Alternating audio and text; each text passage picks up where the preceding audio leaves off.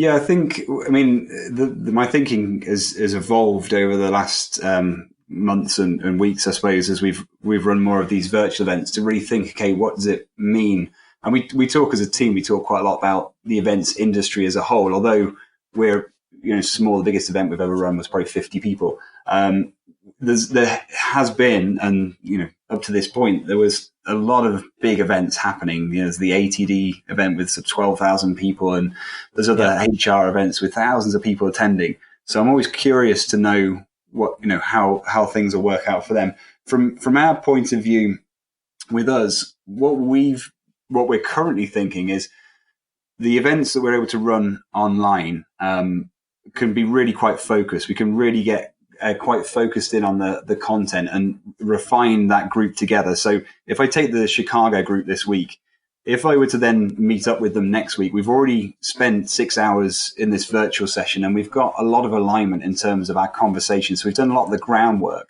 So I think if we were then to come together, we could do a lot more. We wouldn't need to have any of the baseline conversation because we've already aligned. We can already kind of have our, agreement on what people have done, what we've adapted to. So we could come together and probably build something, even do like a mini hackathon, try and really focus on the reason why we would be together. And I think that's possibly how we'll start thinking about it more and more.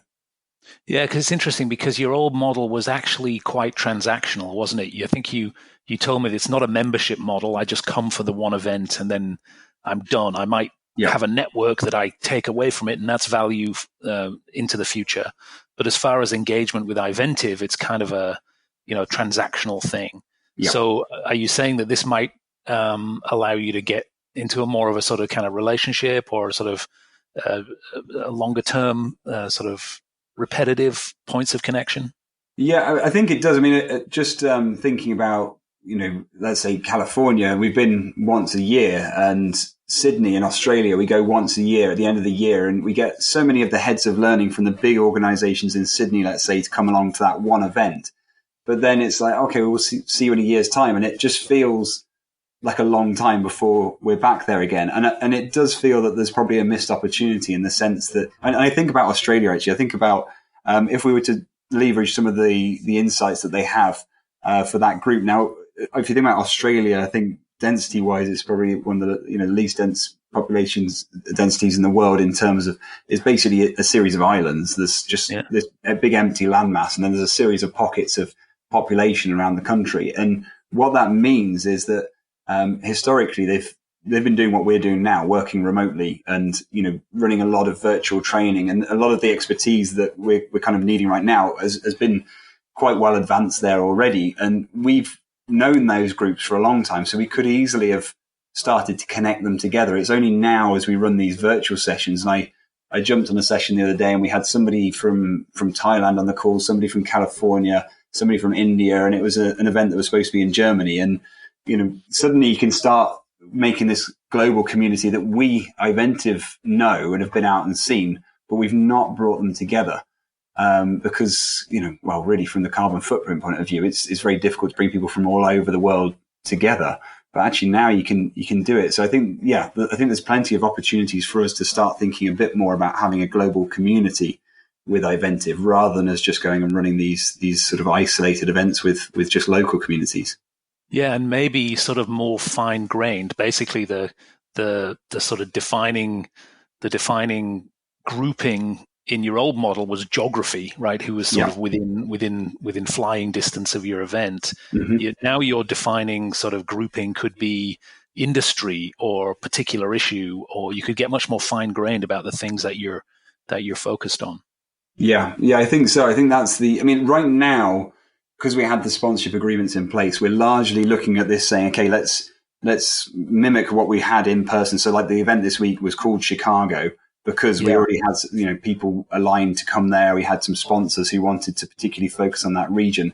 But moving forward, once we've kind of honored those commitments, then we can start thinking quite differently about it. I mean, Novartis hosts us each year in Switzerland, and we bring in, based on company size, we bring in bigger organizations and the heads of learning. But maybe there's a chance now we would run a head of learning pharmaceutical event. And actually, if you look globally, we probably know, most of the big farmers around the world. So maybe we could start focusing on slightly different groupings of people and add even more value. Yeah, I love it. I love it. So it's really interesting. There's a lot of possibilities starting to emerge once you sort of get over and sort of mourn the passing of the old business model. You can start to do really interesting things, and maybe sort of even improve the offering. What sort of experiments do you sort of plan to run? Have you thought about that, or are you just doing that in real time? So we've got a new event we're running next week. So we've talked as a team for years now and said, how do we best grow this business? And we've always run events primarily around learning and development. We've run a few on talent management, which is obviously very closely related, leadership development as well. And then last year we launched legal. So we ran some general counsel events. And the cool thing for iVentiv obviously was we refined how we run events from a chief learning officer group. So, really the best group in the world that you could ask, how do we, best run these sessions? So when we went into that legal space, the event scores were through the roof because people said like no one else, really bothers to do anything other than the kind of traditional PowerPoint model. So it worked really well in that space. And later this year, we plan to run a chief procurement officer event because we'd done some research as a team and started to scope out new markets. And we planned to put that one in November, and we were just keeping an eye whether we would or wouldn't run it.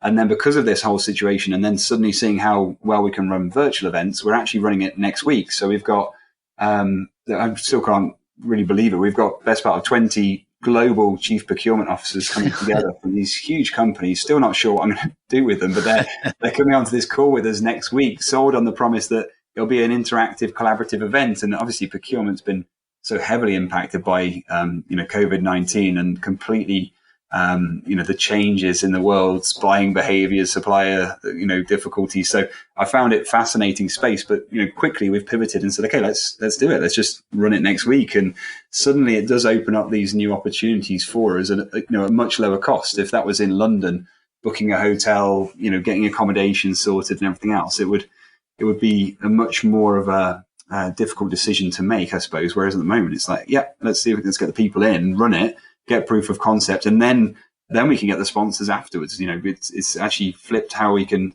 start building the model out.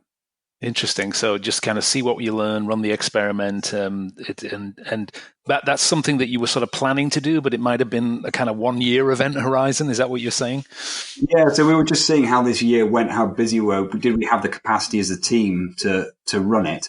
But instead we just said, let's just go for it now. And I'd say before the end of the year, we'll probably branch out into a couple of different areas, potentially around IT or marketing as well. And so, from feeling really deflated initially when we started to lose, the events, I suddenly have, flipped to actually, I think there's a lot of opportunity for us here right now. There's an underlying element here that I feel markets are kind of falsely high at the moment. I think there's going to be quite a big fallout as we come out the back of the summer. So that will have an impact on, lots of our sponsors whose, a lot of their clients might be struggling. So there will be really challenging times ahead of us as well. But if we can start to scope out and spread our bets a bit more, and really enhance this ability to run virtual, then we should have enough irons in the fire to keep us going through even quite difficult market conditions, I would hope.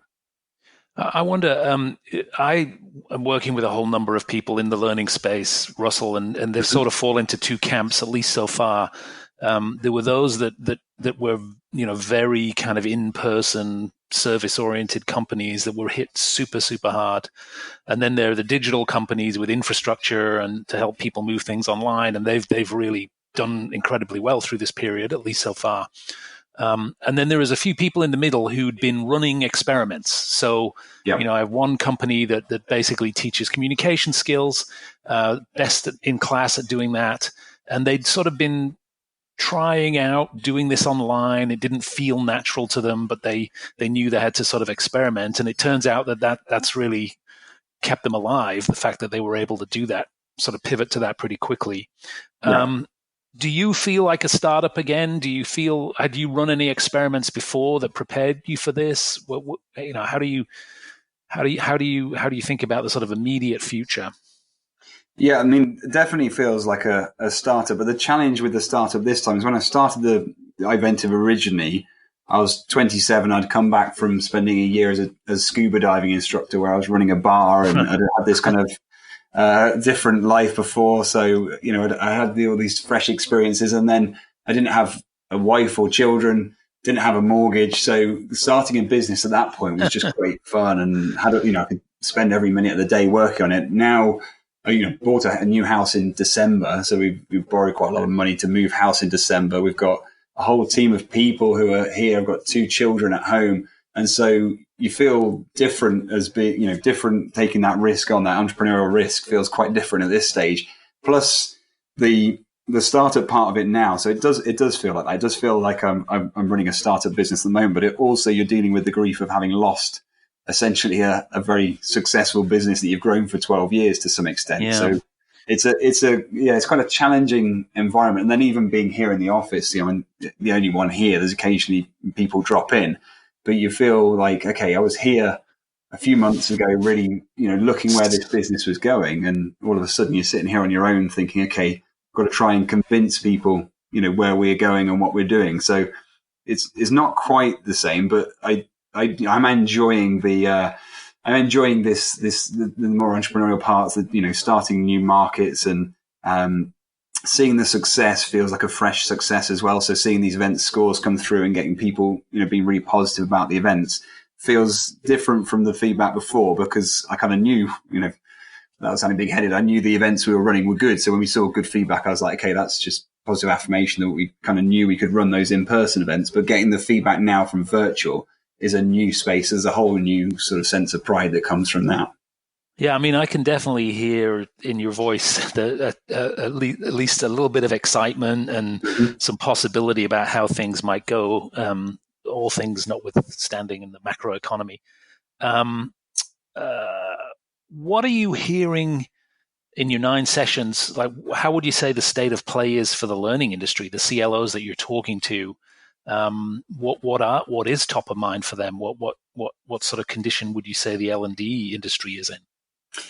Well, I think it kind of differs in different locations, I suppose. There's one immediate thing in the UK that when with this furlough scheme where you have the government pick up 80% of salary, those employees then can't work at all for their employer. However, they can learn, essentially. They can go on as many courses or new learning insights as possible. So I think that was like a nice moment seeing that basically, okay, you're not able to work, but we need to reskill. We need to look at, are you going to be relevant going back into the workplace? And I said exactly the same to my team who are furloughed.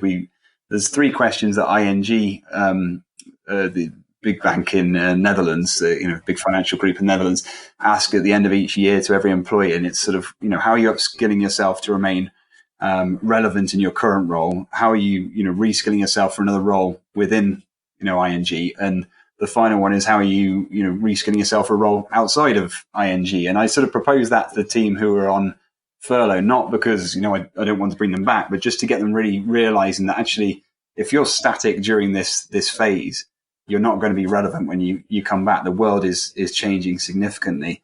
Now, the people we're talking to, the heads of learning, the conversations they're having, they're well, acutely aware of that, and they're busy. They're busy supporting businesses and supporting the teams pivoting, learning new skills, adapting to working from home, helping managers and leaders, particularly middle managers who probably have got a lot of pressure at the moment because they really personally connect with teams and they feel the weight of the pressure that everyone's feeling with the challenge of working from home and having children at home and family who might be unwell. So there's a lot of pressure on different leaders and managers throughout businesses. And I've seen, L&D leaders play a really busy role right now. They've been as busy as I've ever known them, and adapting to make sure they support their businesses. So I think it's a good opportunity for them to really show value. I think if you're, which might sound a bit nasty, but if you're not busy right now, if if you can't be supporting your business right now, then you've probably got to look at yourself and think, well, actually, as an L&D function, are we really relevant enough to our business if we can't be doing something right now to help support the business? And fortunately, the majority of the people I'm seeing are really busy helping businesses adapt to what is a very changed world. Yeah, I think you're absolutely right. I think I really, individuals, individuals, whether they're still at work or laid off, I mean,